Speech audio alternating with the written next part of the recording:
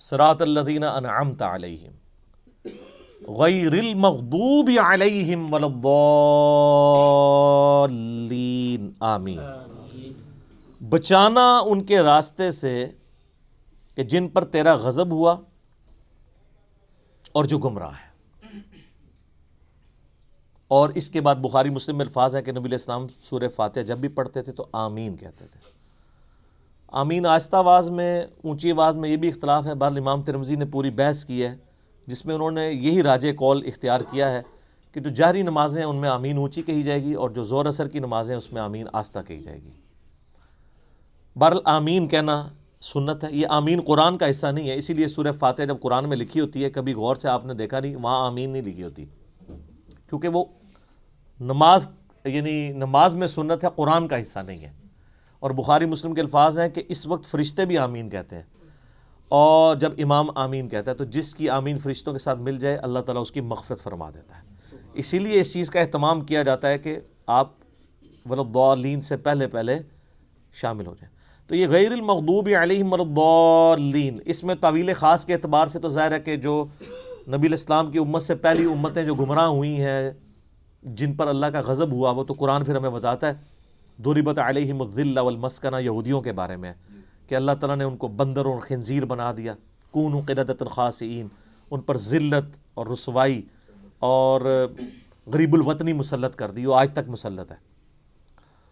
اور ضالین، گمراہ ہوئے لوگ، وہ نصارہ ہیں کہ جن کے پاس سب کچھ شغف تھا معاملات میں، لیکن غلو کیا دین کے معاملے میں، گمراہی کا راستہ اختیار کیا، باتیں بہت کی، حضرت عیسیٰ کو مانا لیکن ان کو ڈیونٹی میں کلیم کر دیا۔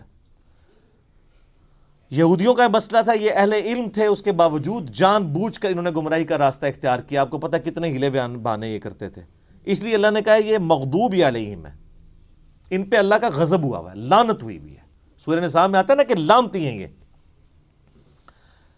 عیسائیوں کو اللہ نے لعنتی نہیں کہا اس سختی کے ساتھ، کیونکہ ان میں اکثر لوگ سیدھے سادے تھے، گمراہ ہو گئے، لیکن ہے گمراہ ہے، یہ نہیں کہ ان کا سیدھا پن ان کو بچا لے گا، ایسا نہیں ہے۔ لیکن بڑا جرم ہے کہ جان بوجھ کے ایسا کرنا۔ تو غیر المغضوب علیہم، جن پر اللہ کا غضب ہوا، ولضالین، اور جو گمراہ ہوئے۔ یہ آخری آیت ہے۔ اچھا، وہ بعض لوگ کہتے ہیں وہ جی ہر ایک کی جگہ آیت پڑھی ہوئی، یہاں آیت نہیں پڑھی۔ یہ آیات کے جو نشان بھی ہیں نا، یہ بھی مطلب کوئی آپ پرانے مصحف اٹھائیں گے نا، اگر کلمی ان میں نہیں تھے، یہ تو ڈویژن بعد کی ہے۔ اندازے تو موجود تھے، جو آگے ہم گول وہ استعمال کرتے ہیں۔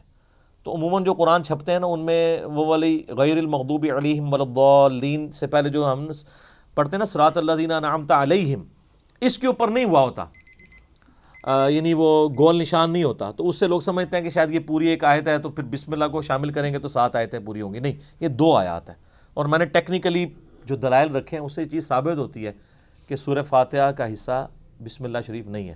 اب یہ سورہ فاتحہ جو ہے، اگر آپ اس کو اوور ویو کریں نا، تو قرآن پاک میں جتنی بھی چیزیں بیان ہونی ہیں آئندہ آنے والے قرآن میں، سب کی جڑ اس کے اندر موجود ہے۔ اسلام کے بنیادی 3 عقائد کون سے ہیں؟ عقیدہ توحید، عقیدہ رسالت اور عقیدہ آخرت، یہی ہے نا؟ یہ تینوں عقیدے سورہ فاتحہ میں موجود ہیں۔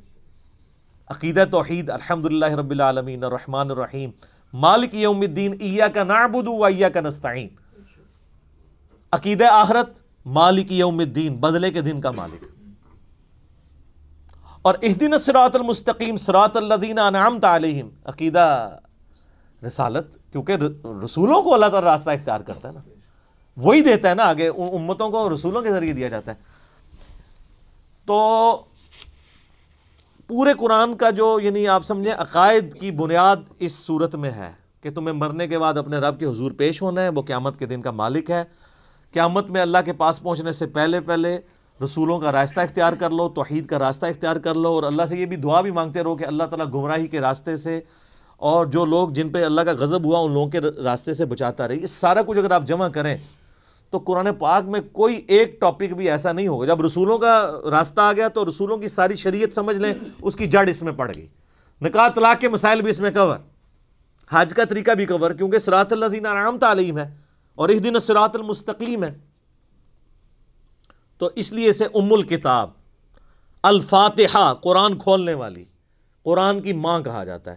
کہ سارے عقائد و نظریات کی جڑ اس صورت کے اندر موجود ہے۔ انشاءاللہ تعالیٰ اگلی دفعہ ہم سورۃ البقرہ کا آغاز کریں گے۔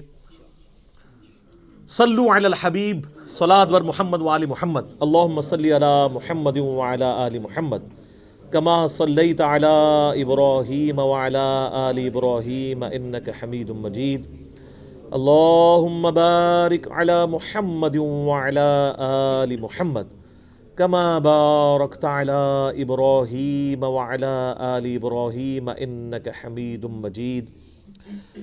اللہ تعالیٰ سے دعا ہے جو حق بات میں نے کہی اللہ تعالیٰ ہمارے دلوں میں راسخ فرمائے، اگر جذبات میں میرے منہ سے کوئی غلط بات نکل گئی اللہ تعالیٰ ہمارے دلوں سے ہی معاف کر دے، ہمیں معاف بھی کر دے، ہمیں کتاب و سنت کی تعلیمات پر عمل کر کے دوسرے بھائیوں تک پہنچانے کی توفیق عطا فرمائے۔ سبحانک اللہم و بحمدک، اشہد ان لا الہ الا انت، استغفرک و اتوب الیک، وما علینا الا البلاغ المبین۔ جزاکم اللہ خیرا۔